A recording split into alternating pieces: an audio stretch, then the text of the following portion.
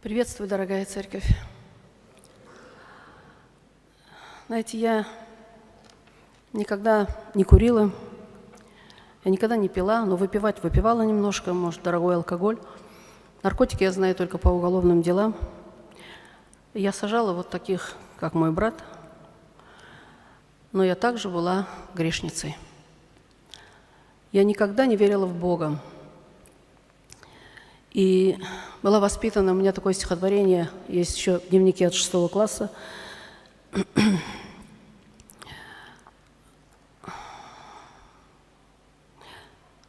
забыла самое главное стихотворение, да? Помните? А?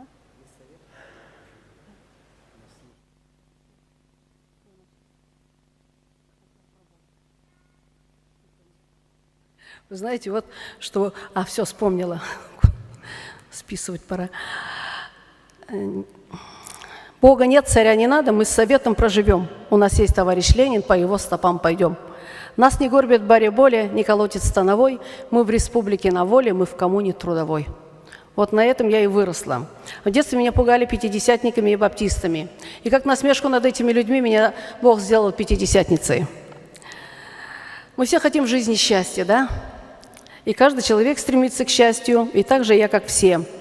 Не постичь ни души, ни уму, что мечта хороша вдалеке, ибо счастье дорога к нему, а настигнешь и пусто в руке. Вот Рима Казакова говорила: «Отечество, работа и любовь. Вот для чего и надобно родиться. Вот три сосны, в которых заблудиться, и, отыскавшись, заблудиться вновь». Отечество свое, то есть родная страна, конечно. Работа любимая должна быть и любовь. Но прошло и это. Я думала, вот сейчас закончу университет, закончила Омский государственный университет, юридический факультет, отлично защитила диплом, но счастливой не стала. Получила квартиру в миллионном городе, счастливой тоже не стала. Я стала председателем Федерального районного суда Калужской области. Счастье мне это тоже не дало, потому что это только тревога, это напряжение, это угрозы, это постоянные вопросы: виноват, не виноват, посадить, не посадить. Расул Гамзатов говорил, что счастье – это когда утром очень-очень хочется идти домой, вечером очень хочется. Утром очень хочется идти на работу, а вечером очень-очень хочется идти домой. Ну, было и это, и прошло. Что же такое счастье? Только придя к Господу, я поняла, счастье – это когда покой и мир в душе. А это может дать только Бог. Когда я была неверующей, я ходила по гадалкам. Оказывается, это мерзость перед Господом. Знаете, дьявол даже и говорил, и 2, и 3, а потом он так схватывает, что очень трудно из этого выбраться. Но кроме того, даже, знаете, мой папа был коммунистом, и он меня воспитал по кодексу строителя коммунизма, который взят, в общем-то, из Нагорной проповеди. Там только во главе угла, если бы во главе угла была ЦК КПСС, если бы был бы Иисус Христос, то коммунисты до сих пор были бы у власти. Но этого не может быть, потому что коммунизм – это твердыня дьявола. И, то есть я судила честно, но даже когда ты судишь правильно, честно, все равно есть проигравшая сторона, которая всегда считает, что она права, что сына посадили зазря, и так несколько раз, что он на себя все взял. И без Божьей защиты и охраны вот это все срабатывает, эти проклятия. И я стала умирать в собственном доме. Я не понимала, что со мной происходит. В 12 сложилось, домой носила. Было очень тяжелое время, без мировых судей, без помощников, без компьютеров даже. Часа в 4 я просыпалась, половина 4, и вся разбитая шла на работу. Дьявол разрушил мою семью. В общем, знаете, только вот работа, дети и больше ничего. И я шла на работу, и полностью там смысла не было. Был только смысл рассмотреть дела, накормить детей, помочь, и все. Больше вообще нету ни радости, ничего. И знаете, я вообще представляю, как в глазах Бога, в глазах людей, председатель суда федерального, конечно, он как бы значимый человек, вы это понимаете, на столько лет сажать, такие сложные дела рассматривать, решать судьбы людей. Но перед Богом мы все равны с вами. Я себе всегда представляла, что я песчинка на берегу моря. Вот миллиарды людей, да, и миллиарды песчинок на берегу моря, вот я такая песчинка. Знаете, какой Бог великий, какой Бог замечательный, вот бесподобный, и трудно дать ему описание. Он меня, эту песчинку, увидел, когда я умирала. Он прислал пастора протестантской церкви. Это Григорий Владимирович Тропец.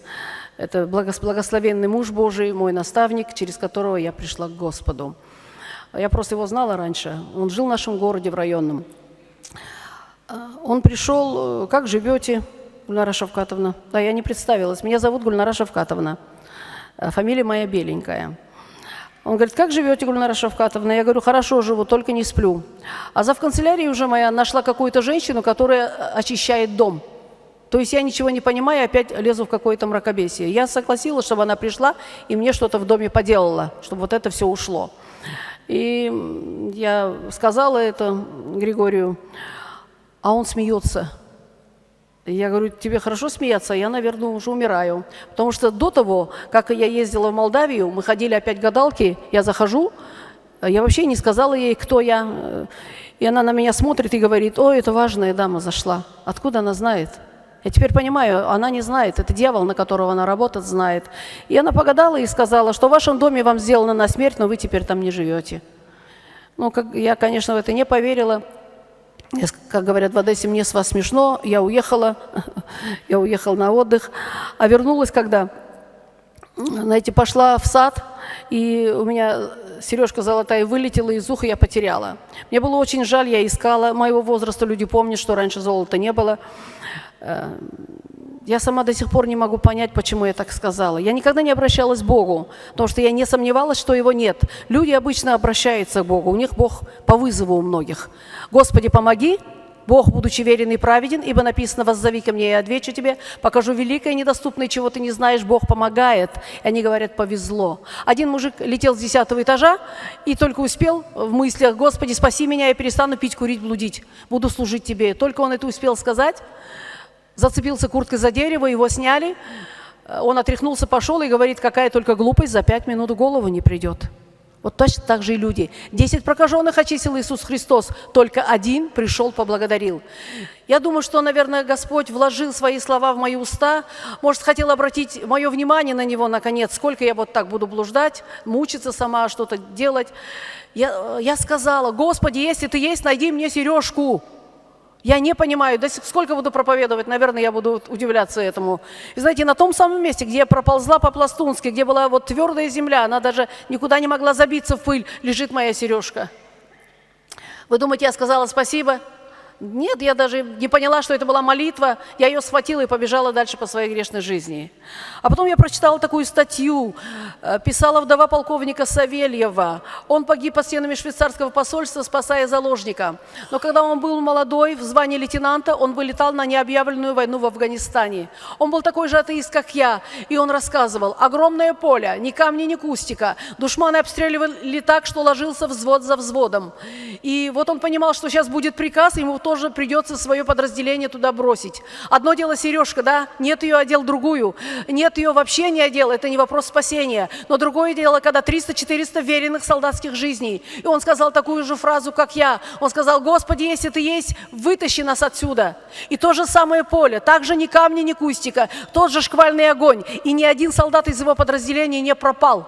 С левой стороны лег полностью взвод, с правой стороны спаслось 2 солдата. Или матери молились, или были сами верующие. Бог есть, Он реален. Может, здесь кто-то есть, кто не верит или сомневается. Бог настолько Он реальней, чем мы с вами. Я сама из города Юрга Кемеровской области, это Западная Сибирь, Кузбасс. Несколько лет назад я проповедовала там в страховой фирме Евангелие 6,5 часов. И когда я рассказала, но вы не бойтесь, я тут столько не буду.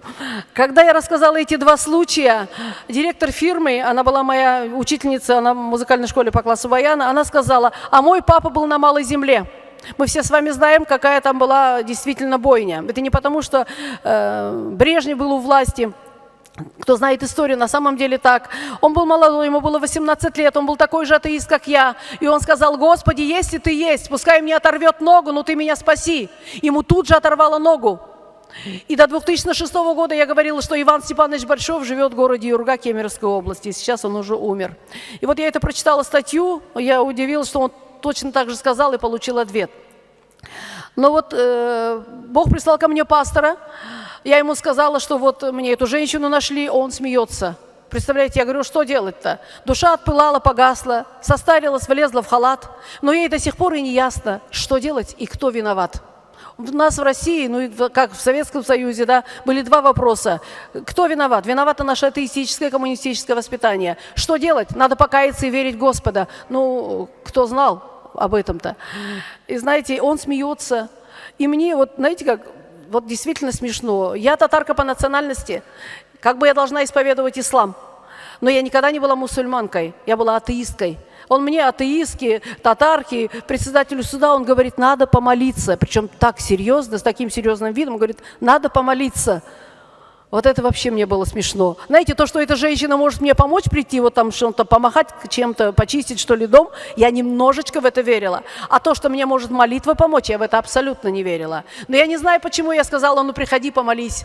Знаете, в этот же день он с супругой ко мне пришел, до 3:30 мы сидели, он говорил что-то из Библии, я на каждую статью, я говорила стих Губермана, но почему-то 3:30 утра я покаялась.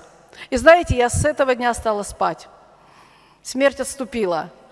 Я стала заводить будильник, чтобы не опоздать на работу. Но это не значит, что я поверила. Я просто решила разобраться, как здравомыслящий человек, есть Бог или нет. Потому что мне нужно, знаете, как реально. Вот это все реально, виноват, не виноват, обстоятельства и так далее. Потом уже результат. Думаю, если есть, то тогда пастор сказал, что в Библии написано, что есть ад и рай. Но я тогда думаю, ну что, в ад попадать, в дураках оставаться? Конечно, не хочется. Я решила, если есть Бог, я пойду за Богом. Если нет его, я проживу по системе совак и сыграю в ящик. И я пошла, Мещовская церковь районного города насаждала Калужскую церковь, вот которой сейчас мы ходим, там около 400 человек. Я каждое воскресенье ездила с пастором туда, в Калугу, на служение и разбиралась и говорила, я никогда не пойду в этот район, в наш город, в нашу церковь. Никогда не говорите никогда. Придет время, Бог все перевернет. Пришло время, когда я уже уверовала, пастор переехал в Калугу, я не могла все время сама ездить. Вы районный город, да? Район. Вот представьте, приходит в ваш район, вот в вашу церковь, приходит председатель районного суда, приносит с собой синтезатор, ставит на сцену и говорит, я буду ходить в вашу церковь и буду играть у вас в прославлении. Вот я так пришла, поставила синтезатор и сама себя поставила на служение еще. Но это было потом. А сейчас, пока я мало еще верю, решила разбираться, я езжу в Калугу. Помните время, когда мы были младенцы? Когда, как мы маленьких детей носим на руках, так же Бог нас носил на руках. Он отвечал на каждую молитву. Один раз я пришла на работу, в понедельник, день приема, никто в суде не ходит с чем-то хорошим. Там муж жену побил, соседи передрались за землю. Знаете, никогда не судите за землю. Никогда, насколько я умею, и то мне не удавалось их примирить. Пока одна сторона не умрет, пока он свои 2 метра не получит, дело невозможно было прекратить. Не судитесь за землю. И знаете, вот я пришла, уселась и помолилась так. Господи, пошли мне хороших людей. День прошел как день, никого он не послал. Прихожу домой, длинный звонок на стационар. Поднимаю трубку, звонит пастор. Гульнара Шавкатовна, Бог положил мне на сердце к вам прийти. Но я знаю точно, что лучше его в нашем городе вообще никого не было. И да и сейчас, я думаю, нет. То есть Бог отвечал на каждую молитву, долго говорить. Я уверовала, что есть Бог. Но мое, знаете, атеистическое, коммунистическое воспитание не давало мне поверить в то, что Иисус Христос воскрес из мертвых. Вот в это я не верила. Мудрость Бога учла заранее, пользу вечного единения. Где блаженствует змей познания, там свирепствует червь сомнения. Или мы тревожны, как зябкие зяблики, жить уверенно нету в нас сил. Червь сомнения жил, видно, в яблоке, что когда-то Адам надкусил. Вот этот червь сомнения меня грыз. Братья наши белорусы, в том числе и уважаемый Эдуард Адамович, проносили мимо меня чашу. Мне нельзя было, потому что я не могла принять крещение. Я уже понимала, что врать нельзя. При крещении надо сказать, что верю, что Иисус воскрес. Я плакала, видно, душа моя плакала, они понимали и радовались. Я говорю, что радуетесь? Не налили меня, я и плачу. Я тогда не понимала. Сейчас мы знаем, что такое это драгоценность перед Господом. Знаете, я 2 месяца молилась одной и той же молитвы. Господи, я верю, что Ты есть. Но устрани мои сомнения. Как Ты мог воскреснуть из мертвых? 2 месяца одна и та же молитва. Бог, конечно, ответил и на нее.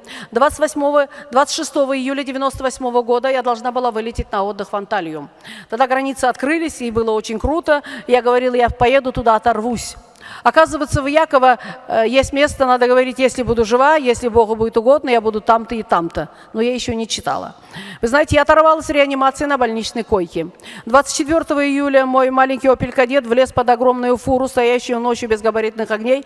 На дороге был ливень, гром, молния осветила, я увидела, я утопила тормоза, но я туда влетела. Я отвалялась 4,5 месяца.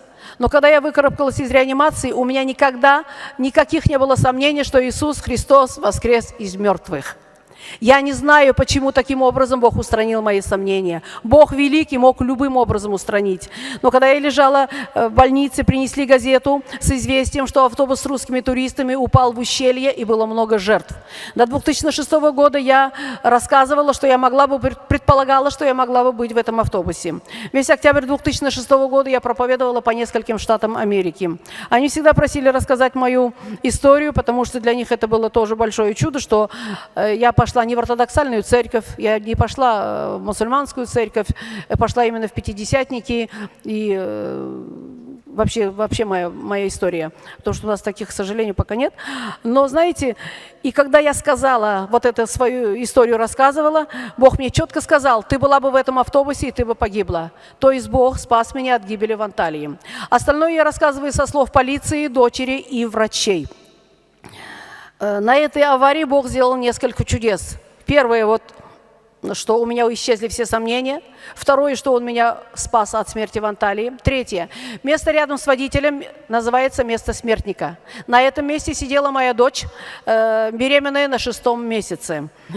Знаете, по всем уголовным делам погибает сначала вот этот человек. Или вместе с водителем. Ни одного дела не было, чтобы погиб водитель, а вот пассажир этот остался. Это уже статистика. Но я с черепно-мозговой травмой в реанимации, а у моей дочери 3 царапины. Но моя дочь за неделю до этого заключила завет с Господом. Бог показал, как Он хранит тех, кто в завете с Ним. Если среди вас есть сомневающиеся, которых дьявол, кстати, очень не хочет, чтобы мы были в завете с Господом, потому что мы становимся под особую защиту. Мы имеем возможность причащаться, это тоже и исцеление, и защита, и то, что Бог сказал, сие творите мое воспоминание, доколе я не приду. И если вас дьявол обманывает, не слушайте, заключайте завет. Ощущаться мы будем всю жизнь. Побеждающий до конца спасется. Главное, что вы верите в Господа, идете за Ним и любите Его. Нужно принимать это крещение. И вот у моей дочери всего 3 царапины, и родился нормальный, замечательный ребенок, который сейчас служит Господу, ей 17 лет. Слава Господу. Знаете, у меня 5 внуков, еще один приемный 6. И вот одна моя внучка, ей 10 лет, она уже евангелистка. Один раз я за ней в музыкальную школу не приехала, она пока стояла на остановке, ехала на маршрутке, 10 или 11 человек пригласила в церковь на служение и сказала, что Иисус их любит. Ей 10 лет, она будет евангелистом. Слава Господу. Бог сказал, увидишь славу детей своих, а слава – это когда мы служим Господу. Значит, следующее чудо. Олеся говорила, что приехавшая милиция была очень удивлена. Обычно, когда маленькая машина влезает под большую, сносит кабину машины и сносит головы людей. Это тоже статистика. Но машина вот вся в смятку, а отсюда кабина была целая, и наши головы были на месте. Дочь говорила, они очень удивлялись, что нам не оторвало головы. То есть нам должно было оторвать головы. Но Бог вот смилостивился. Дальше. Врачи сказали, если бы кора головного мозга не отрикошетила кость, то тоже была бы мгновенная смерть на месте. Ну, кора и кость. Кость тяжелее, да? Но именно они сказали, кора головного мозга откинула эту кость. Наверное, для того, чтобы я стояла перед вами и рассказывала о славе Божией. Следующее. У меня с лба достали 2 кости, и были голые мозги. Это было страшное состояние. И врачи сказали, обязательно надо вставить пластинку, ибо если даже веточка ударит, то сразу я умираю на месте. А меня, вы понимаете, может ударить не только веточка. Выскочит откуда-нибудь какой-нибудь злодей. У судей есть защита, охрана, но она носит заявительный характер. Меня повезли на операцию. Бог сказал, я покажу тебе чудо. Я как новообращенная мало еще понимала, но собрался консилиум врачей, меня осмотрели, у меня выросла кость. Воздайте славу Господу. Знаете, в 42 года кости не вырастают. Они не вырастают и в 20 лет. Это у маленького ребенка могут затянуться хрящи. Те самые врачи, которые меня оперировали, вытаскивали эти кости, показывали снимки, они не могли поверить. Они говорили, этого не может быть. Главный врач вызывал новых врачей, которые не слышали диагноза. И они все заходили и говорили, давайте мы вам вырежем. Они говорят, тут кость. Они говорят, давайте мы вам вырежем и ставим пластинку. Я говорю, сейчас. Убирать то, что дал мне Господь, и вставлять инородное тело. Знаете, я видела такую женщину.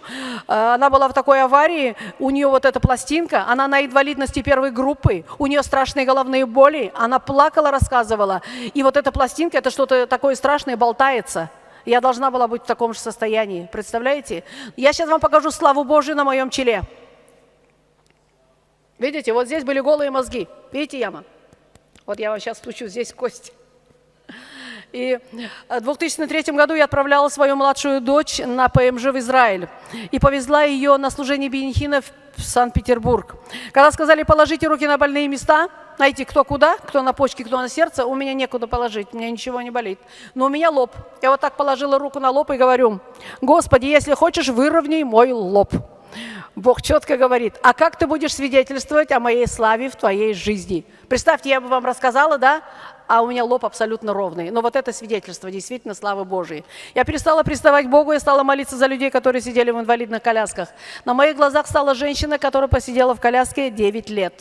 У одного мальчика был, вот такая была голова, опухоль головного мозга, вот как улетела и стала нормальная. Ну, там много было исцелений. Ну, артриты, артрозы или еще что-то, мы молимся сами, насколько нам веры хватает. Слава Господу! И еще одно чудо. У меня задет тройничный нерв. Это перекос лица, это страшные головные боли, и по статистике люди тоже кончают суицидом. У меня действительно в больнице 2 раза были такие боли, я криком кричала. Я кричала, я боялась, что медсестра или врач уйдут спать, я просила, чтобы мне поставили укол. Вы знаете, это не та боль, когда вот заболит, таблетку выпили, прошло, или положили руку, помолились, прошло. Это невыносимая боль. Действительно, люди заканчивают жизнь самоубийством. Враги радовались, что я не смогу работать. Какой там работать? Это невозможно жить. Но Бог мне сказал, я тебе дам здоровье. Он мне еще до этого говорил, я удивлялась, до аварии, кстати, в Беларуси здесь говорил. Я вам свидетельствую, мне 60 лет. И вот до сего момента у меня была очень тяжелая работа. Я сейчас постоянно в служении. У меня домашняя группа, 5 домашних церквей, 2 миссионерские точки на далеком расстоянии, за 60 километров, группа прославления. Я преподаю в теологическом институте, в миссионерской школе, и прославление пою. Ну, много. Вот такие поездки у нас за рулем очень часто. Я сплю по 5 часов, у меня абсолютно не болит голова. Слава Господу! Я себя чувствую на 30 или на 40 с хвостиком.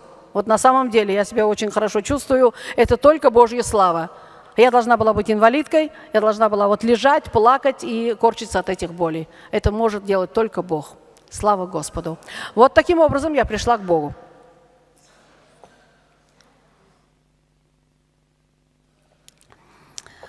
Когда я была халдейкой, у меня по одному делу грозили украсть мою дочь. Дочь ходила в 1 класс. Знаете, это были кочующие цыгане, и это была явная такая, угроза реальная была. Мой муж, он работал главным архитектором города и района. Пользуясь всеми благами от моей работы, он говорил, если с моей дочерью из-за твоей работы что-то случится, то я тебе первую голову оторву. Все мои высокопоставленные друзья, они прокуроры, председатели судов, судьи или следственный комитет, никто мне не мог помочь, как они могут охранять мою дочь. У меня в Сибири мать старенькая. Разве матери можно такие вещи говорить? На мамины плечи немыслимо взваливать все то, что на собственных еле держу. И знаете, я всегда себя считала, что я сильная, крепкая, я всего достигла. Бога у меня не было. Все под козырек, я сделала карьеру. Все имею, хорошо живу и так далее. Столетие минуло, но все же, как тот незапамятный год, коня на скаку остановит, горящую избу войдет. Ей жить бы хотелось иначе, и бальный одеть бы наряд, но кони все скачут и скачут, а избы горят и горят. И вот я такая крепкая, сильная, вы знаете, я проплакала всю ночь около постели своего ребенка. У меня был тупик, я не знала, что делать. Я смотрю в окно, а уже рассвет. Вы знаете, тупик. У вас были такие тупиковые ситуации? Ну, может, у вас другие были, когда мы не знаем выхода. Но когда у нас есть Бог, это не страшно, потому что сейчас бывает что-то тяжелое, и ты не знаешь, не понимаешь, каким образом выйти из этого. Но в глубине души покой и мир. Я не знаю, как я выйду, но я знаю, что у меня есть Бог. Я приду в свою тайную комнату, я стану на колени, я скажу: «Отец». Можно только сказать один раз слово «Отец», он мощно приходит. «Отец, помоги!» И Бог обязательно вытащит, Он поможет. А тогда я была одна во всем свете. Мне никто не мог помочь. Мне даже говорить, не с кем даже было поделиться об этом. Я дошла до того, что я решила отменить это решение. Это было административное решение. И тогда по действующему законодательству, когда они не вступили, допустим, судья принял решение и видит, что ошибся, ошибаются все, можно было отменить и принять другое решение. Но я приняла абсолютно правильное решение, совершенно его не хотела отменять, но у меня не было выхода. Но у каждого из нас с вами бывают такие моменты, когда надо включать мозги. Ну, вообще, судьи всегда должны быть с мозгами, конечно, но бывает по-особенному надо их включать. Я включила их, поразмыслила и поняла: если я отменю это решение, я не смогу работать. Город у нас маленький, и каждый меня будет шантажировать моей дочерью. Потом я приняла, наверное, единственное правильное решение. Я позвонила в областной суд выслал ФСБ, дочери выделили охрану, возбудили уголовное дело, этих людей арестовали и привели ко мне в суд. Их было 3, их мать, наверное, грузная цыганка, вот мне вот такой длинный коридор был, длинный кабинет такой, легла на пол и по-пластунски ко мне ползла, она просила о милости. Я еще не знала, что такое суд без милости, тому, кто делает суд без милости. Но меня мама в детстве воспитала на такой пословице: «Он в тебя камнем, а ты в него супом». Ну как супом можно кинуть? То есть на зло отвечай добром. Я не знаю почему, но я их простила. Обвинения сняли, уголовное дело прекратили, с дочери сняли охрану, а после этого я уверовала. И Бог сказал: «Вижу страх о детях, но он напрасен. Твои дети под моей защитой и охраной». Дорогие мои, все мы, которые сходим с Господом, помните, как это дорого. Наши дети под защитой и охраной Божьей. Где бы они ни находились, что бы они ни делали, они под защитой и охраной Божьей. 15 лет я отправила свою младшую дочь на ПМЖ в Израиль. Это воюющая страна.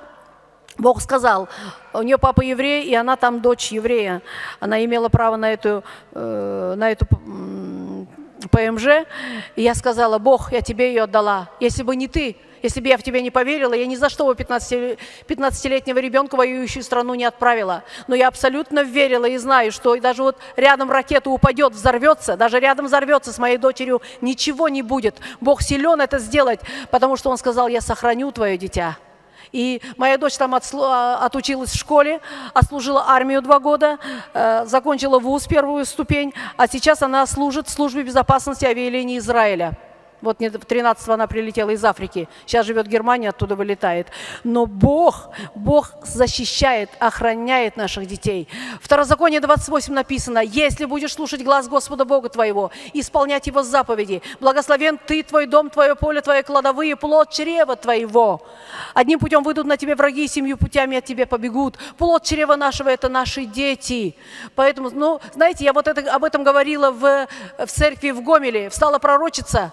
Я не ожидала, она протянула руку в мою сторону, прервала и сказала: «Дочь моя, я тебе дал дерзновение, смелость говорить». Вот об этом говорю в моих церквях, что если будете слушать глас Господа Бога, исполнять Его заповеди, тогда благословен ты везде, твой дом, твое поле, твои кладовые и плод чрева. Мой народ иногда об этом забывает, сказал Бог. Помните, дорогие мои, что у Бога все под «если», под условием. Мы благословлены, и наши дети благословлены до 1000-го рода, если мы слушаем глас Господа и исполняем Его заповеди. Просто хождение в церковь не дает спасения. От того, что мы ходим в коровник, мы не становимся коровами. От того, что мы ходим в церковь, мы не становимся христианами. Христиане, когда мы живем по Слову Божьему, когда мы в благоговении, почтении, в страхе и в трепете стараемся исполнять Слово Божье, когда мы в послушании к пасторам, вот когда мы живем по Слову Божьему, не просто слушатели, а исполнители Слова Божьего. Помните, если завтра придет Господь, может для кого-то лично, а может для всех, где мы будем? Не факт, что мы все можем спастись, поэтому нам нужно осматривать свои пути очень. И поэтому Господь меня ободрил, что мои дети под его защитой и охраной. Я знаю, что сейчас моя дочь очень много по всяким странам летает. Вот Гонконг летела, сейчас в Эфиопии была, и Танзании, и так, ну, там по всяким, по Европе. Но я знаю, и знаете, у нее очень тяжелая эта работа, вот предотвращать эти теракты. Но я знаю, что Бог сохранит. Только на Господа надежда. Нет, ни на что больше нет надежды. Сейчас я хочу рассказать, как Бог нас очень любит. Знаете, я номинально знала, что Бог нас любит. Да, Бог любит всех, мы все с вами знаем. Но что вот до такой степени и таких я не предполагала, но Бог научил. У меня было уголовное дело, по которому один человек отрубил голову другому человеку. И не только отрубил, он ему еще вырвал сердце колом. На суде он взял 51-ю статью Конституции Российской Федерации и ничего не говорил. Это был потерянный человек, ну, видно было, что он уже как бы не жилец. Я ушла в совещательную комнату, я вынесла, экспертиза его признала невменяемым, конечно, по-нашему, наверное, это одержимый. Я определила его в психиатрическую тюрьму, психиатрическая больница. Я сидела в совещательной комнате и плакала. Я говорила: Господи, прости, мы опоздали. Один в тюрьму, другой в могилу. Вот то, чего добивается дьявол. Одного посадили, там погибает или как, другой убит. И Бог четко сказал: мы не совсем опоздали. Один еще живой, иди к нему. Вы представляете? Он посылал меня к такому человеку, который вот это сделал. Отрубил голову, вырвал сердце. Сама я вообще туда не пошла. Мы имеем право прохода в тюрьмы. Но все мне приготовили, отвезли туда. Я взяла Евангелие, конечно. Я прошла к нему туда, в камеру. Знаете, это был человек убитый, и видно было, что он хочет покончить жизнь самоубийством. Знаете, можно спрятать все колющие, режущие предметы, но человека догола не разденешь. Если он задумает, он повесится. И конечно, это было для него удивление, что я пришла. Знаете, там в камере он мне рассказал то, что в суде ничего не сказал. Он рассказал, что они вдвоем пили с товарищем своим. Этот допился уже и лег спать, вот тот, которого он убил, а этот еще сидел. И дьявол что делает? Он говорит: я вижу не товарища своего, а черта, лежит черт. Дьявол нарисовал на нем рога. И этот своим помутненным разумом видит, что это лежит черт. И он отрезает ему голову. Вы слышали, я тоже когда-то слышала, что вот как бы изгоняют нечистого духа, колом, там вытаскивают и так далее. И он, представляете, насколько он был невменяемый, что он уже голову отрубил, но пошел во двор, ходил во дворе, нашел этот кол, пришел и уже после этого вытащил ему сердце. И я ему рассказала о том. Знаете, для меня вообще это было, для меня самой было откровение, потому что это было в начале моего еще становления, хождения в христианстве. Для меня было самое откровение, что Он любит таких. Ну, как-то я понимаю, вот априори Он всех любит, но что вот таких любит. Представляете, мы не совсем опоздали, один еще живой, иди к нему. Я ему рассказала, что его Иисус любит, что есть некто, к нему на суд даже родная сестра не пришла, никто не пришел. Но я ему сказала, что есть, да, все от тебя отвернулись, никому ты не нужен, но есть некто, кто тебя любит, это Иисус Христос. И он говорит: меня вот такого может кто-то любить. И можно было, знаете, это дорого увидеть вот это, как в этих глазах стала зарождаться жизнь. Он принял Иисуса Христа своим Господом. И я точно знаю, что он не будет больше думать о самоубийстве. Мы договорились, что он там отлечится сколько, и потом выйдет и придет. Я его один раз в этой психбольнице навещала, передачу носила, и снова Евангелие. У него то отобрали, оказывается. Но факт тот, что вот таким образом он жизнь свою не закончит. Вы понимаете, как нас Бог любит? Иисус Христос пришел не для праведников, а для грешников. Даже если как бы с человеческой точки зрения я считалась праведная, всего достигшая, я все равно была грешницей. Все мы грешники.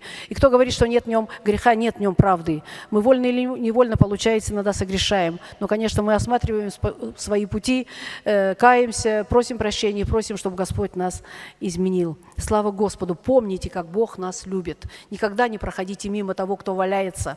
Вы видите, вот сейчас наши братья и сестры рассказывали, чем они занимались, кто сидел в тюрьме. Вот так дьявол издевался.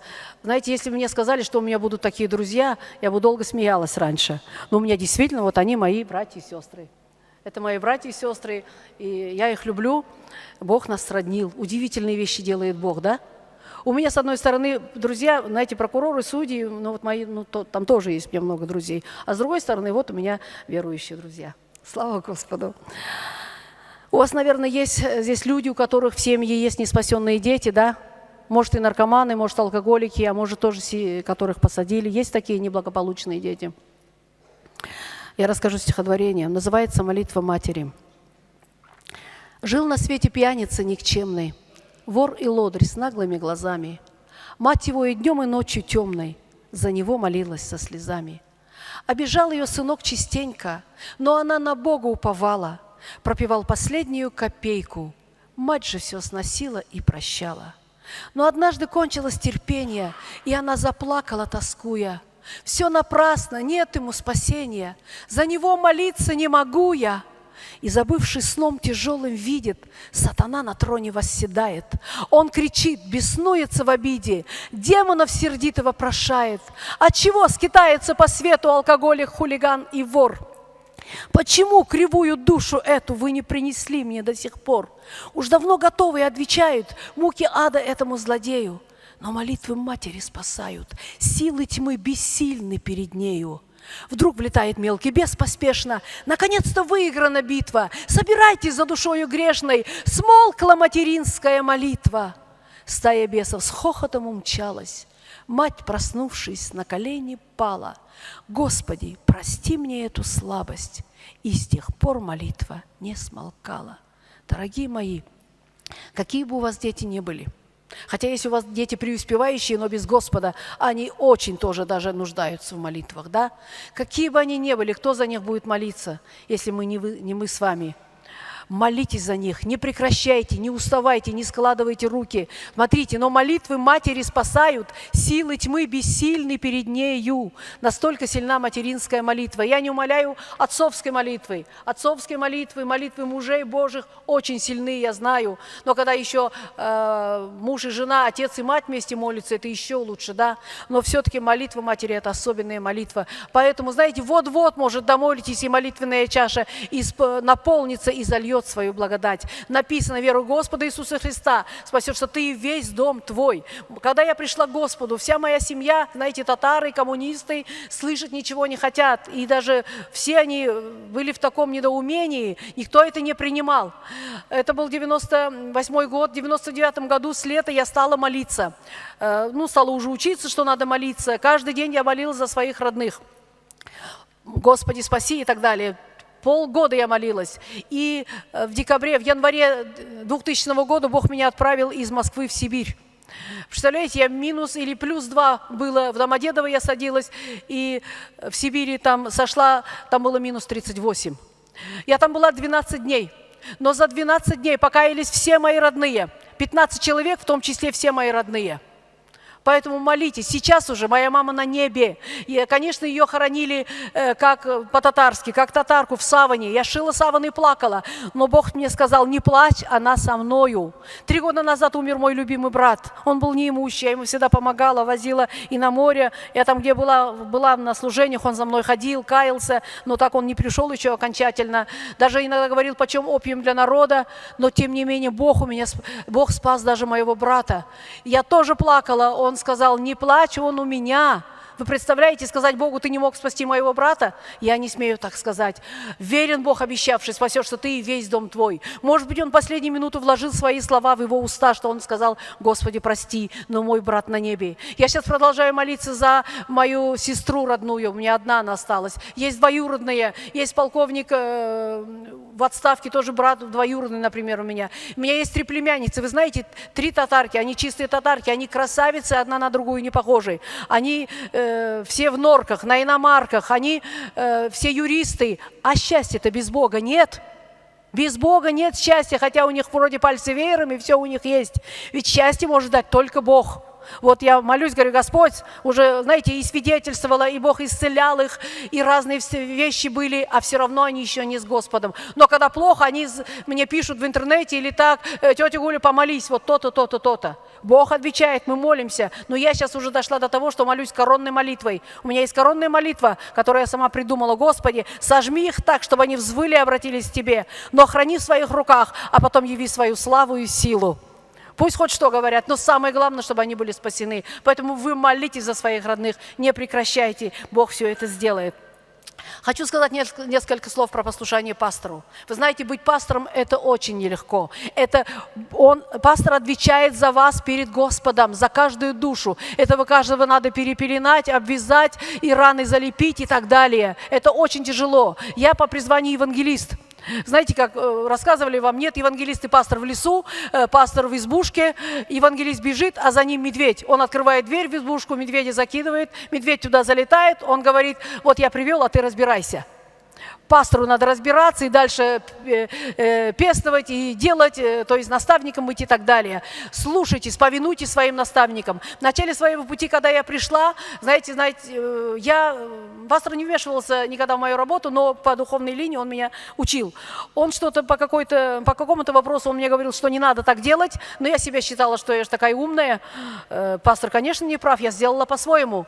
Я сделала по-своему 2 раза. И вы знаете, я попала в проблему. Я поняла, что я была не права. Я пригласила снова пастора. Говорю: пастор, помолись.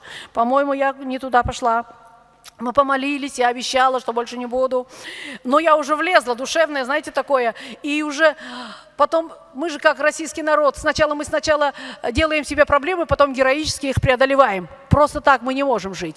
И потом мне очень трудно было, мне снова хотелось сделать, я себя заставляла. И были случаи, когда пастор снова говорил, я все равно считала, что я должна была сделать по-другому. Я заставляла себя слушаться пастора. И вы знаете, я имела благословение.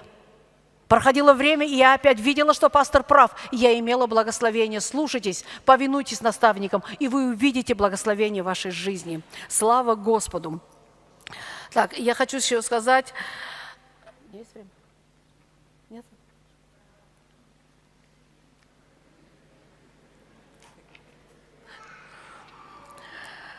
Я хочу сказать про церковь. Знаете, не оставляйте собрание своего. Собрание... Вот это место, где небо более всего отверсто. Никогда не покидайте собрание. Наоборот, дьявол будет говорить: пожалей себя, отдохни, вот справишься с этими проблемами, потом придешь. Наоборот, вперед всего сюда надо бежать. Была одна женщина, которая, вот тоже, кстати, по материнской молитве, сын ее, был приговор по автотранспортному преступлению, и сделали ему приговор, обвинительный приговор, условное наказание. И он был отменен из-за мягкости. То есть я это дело рассматривала подчиненный мне судья, потом я его взяла себе. То есть я должна была его посадить. И вот она пришла ко мне. В маленьком городе плохо, когда все тебя знают. Хорошая женщина, нормальная, трудовая такая. Пришла ко мне, решила мне помочь, знаете, знает же все, и говорит: вот мы, люди, должны помогать друг другу. Решила мне помочь, деньги принесла. Я говорю: что, самую бедную нашла? Я говорю: если хочешь помочь, иди, у нас есть районный дом, не малютки, а больных детей. Вот такие. Я говорю: вот, иди туда и помогай, если у тебя есть деньги. Но туда, конечно, она не пошла. Ну, потом говорит: ну, что делать? Я говорю: я не могу. Я обязана его посадить, потому что это определение областного суда. Но я понимаю ее как мать. А говорит: что делать?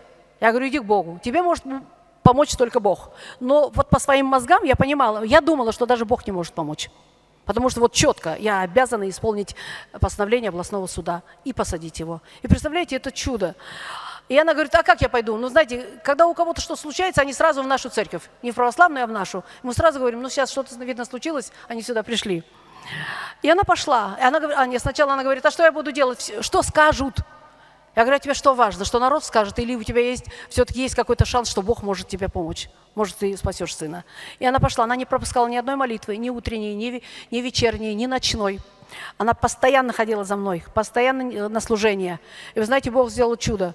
Бог мне сказал, не то, что там не посадить, вообще дело прекратить за примирением сторон.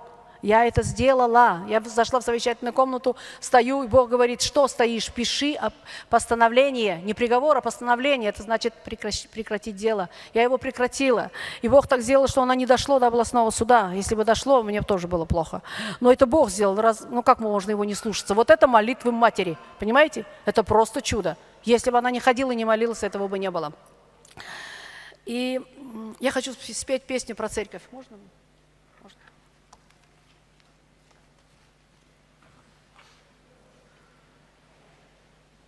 Вы покройте любовью мою игру и пение. Я лучше сажаю, чем играю. Так, сейчас.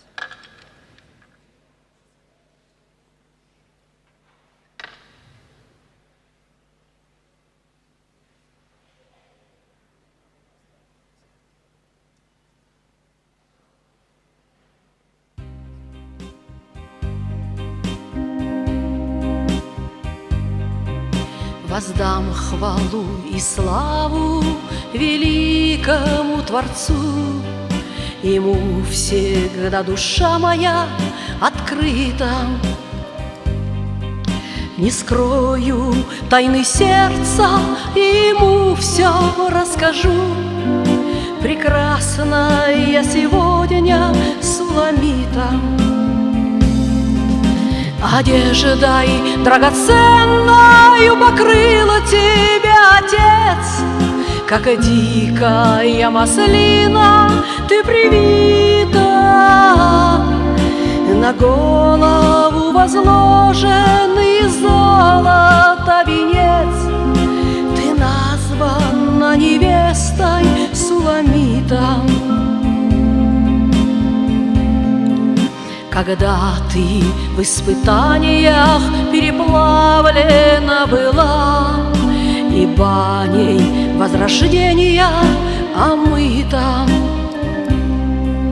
прощение заслужила ты, прекрасная жена.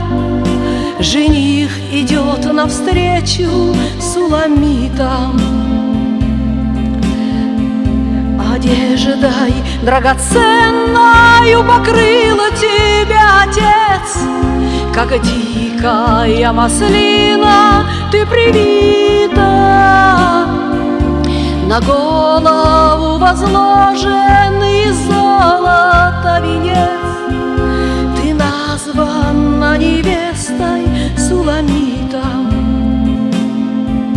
Вот руки протянул он, чтобы принять навсегда тебя, что его кровью омыта. Сияние его лика, восходящая звезда. Так будь звездою вечной, Суламита. Прекрасною невестой в хороводе ты стоишь. Печаль твоя и скорбь давно забыта. Зарею на небосводе ярче солнца ты горишь. Ты церковь Иисуса Суламита. Прекрасною невестой в хороводе ты стоишь. Печаль твоя и скорбь давно забыта. Зарею на небосводе ярче солнца ты горишь. Ты церковь Иисуса Суламита. Одеждой драгоценною покрыла тебя Отец, как дикая маслина ты привита. На голову возложенный золото венец, ты названа невестой Суламита.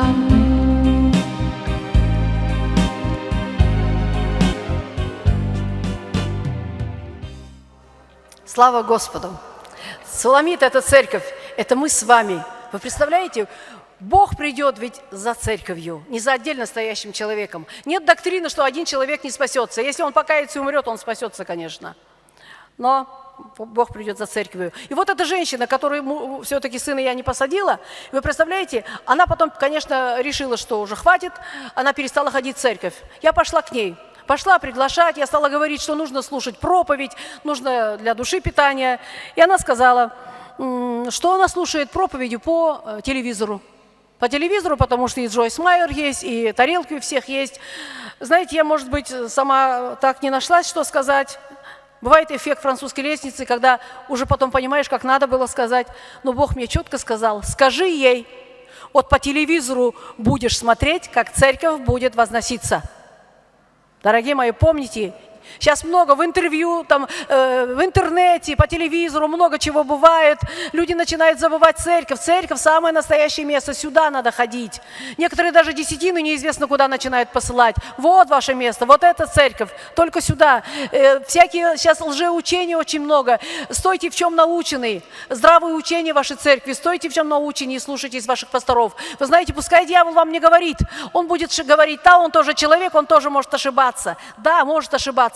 А вы молитесь, чтобы он пореже ошибался, чтобы вообще не ошибался, чтобы вот Бог давал ему видение, как вести церковь, давал слово, чтобы вас кормить, и благословлял и дом его, и семью, потому что дьявол говорит, написано, что уберу пастуха, и стадо рассеется.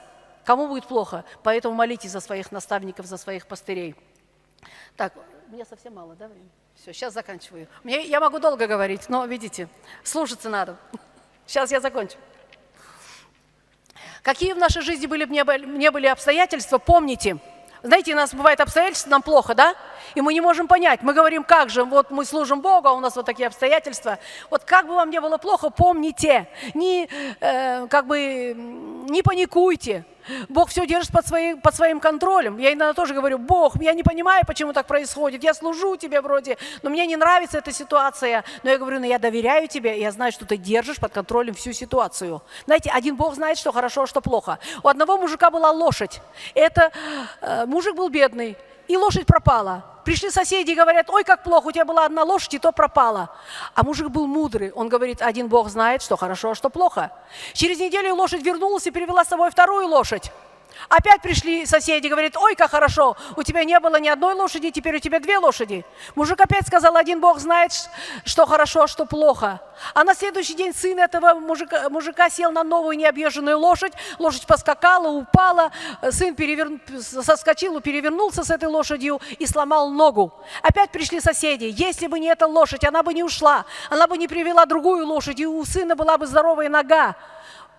Мужик опять сказал свою коронную фразу. А на следующий день грянула война. Объявили мобилизацию. И всю молодежь деревни забрали на фронт. И все семьи получили похоронки. А сын остался, потому что со сломанной ногой на фронт не берут. Поэтому помните, один Бог знает, что хорошо, а что плохо. Бог держит под контролем всю ситуацию. И еще, так, пропускай, не буду. Все, скажу 2 слова про уныние.